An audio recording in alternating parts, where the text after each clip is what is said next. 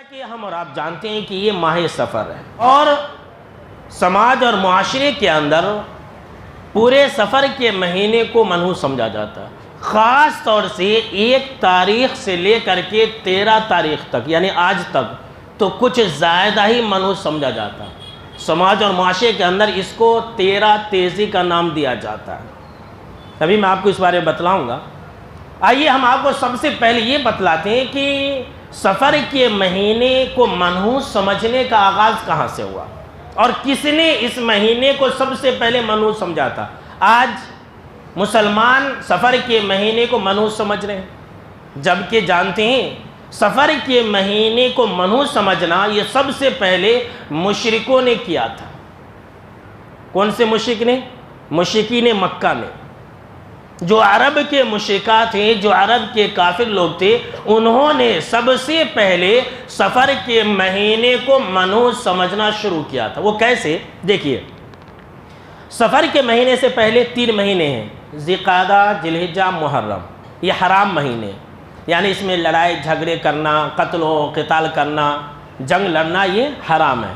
تو یہ جو ہے یہ 3 مہینے آپ صلی اللہ تعالیٰ علیہ وسلم کے نبی بنائے جانے سے پہلے بھی جو مشرکین مکہ تھے، ان 3 مہینوں کے اندر جو کہ لگاتار ہے، مسلسل ہے، لڑائی جھگڑے نہیں کرتے تھے، قتل و قتال نہیں کرتے تھے، آرام سے بے خوف ہو کر کے رہتے تھے، حج بھی کرتے تھے، عمرے وغیرہ بھی کیا کرتے تھے۔ لیکن جیسے یہ حرمت والے مہینے ختم ہوتے، جیسے یہ 3 مہینے یعنی کہ ذی القعدہ، ذی الحجہ، محرم، جیسے یہ 3 مہینے ختم ہو جاتے، یہ لوگ لڑائی کرنے کے لیے، اپنے قاتلوں سے بدلہ لینے کے لیے، اپنے دشمنوں سے جنگ لڑنے کے لیے سفر کے مہینے کا آغاز ہوتے ہی نکل جاتے۔ جیسے ہی سفر کا چاند دکھتا، یہ لوگ اپنے اپنے گھروں سے نکل جاتے۔ تو عرب کے لوگوں نے اس مہینے کو جو جانتے، وہ یہ کہتے کہ سفر المکان، کہ مکان خالی ہو گیا، گھر خالی ہو گیا۔ اب جیسے ہی مرد لوگ نکل گئے، لڑنے کے لیے نکل گئے، قتل و قتال کرنے کے لیے نکل گئے، تو گھر خالی ہو گیا۔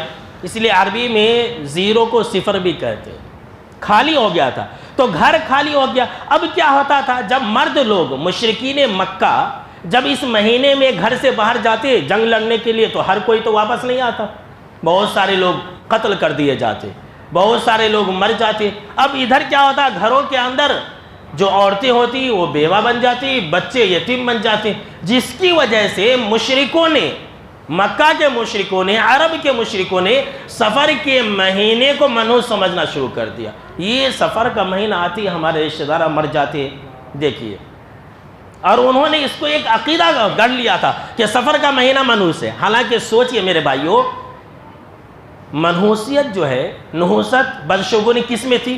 ان لوگوں کے کردار میں تھی، ان کے حرکات میں تھی۔ وہ لوگ اگر جنگ لڑنے نہیں جاتے تو سفر کا مہینہ منحوس نہیں ہوتا، ان کے اعمال اور کردار میں بدشگونی تھی، لیکن ان لوگوں نے سفر کے مہینے کو منحوس سمجھنا شروع کر دیا تھا۔